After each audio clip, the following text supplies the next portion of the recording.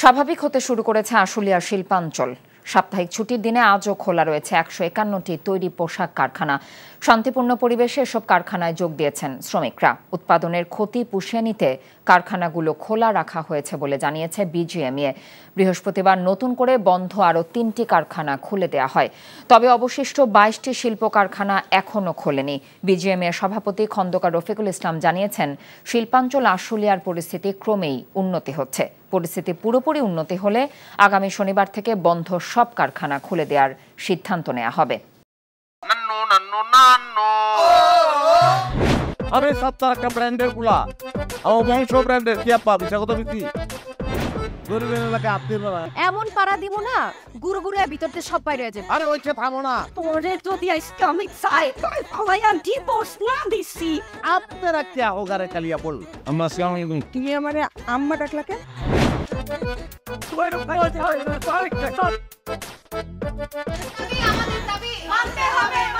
মামু তুমি গদ্দাল মাইয়া রে কোনদিন স্বামীর মুখ দেখাও না মামু।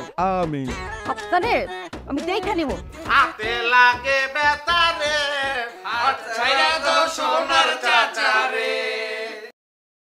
এনজিওর কিস্তি প্রথমবার বিকাশ পেমেন্ট করলেই 20 টাকা ইনস্ট্যান্ট ক্যাশব্যাক।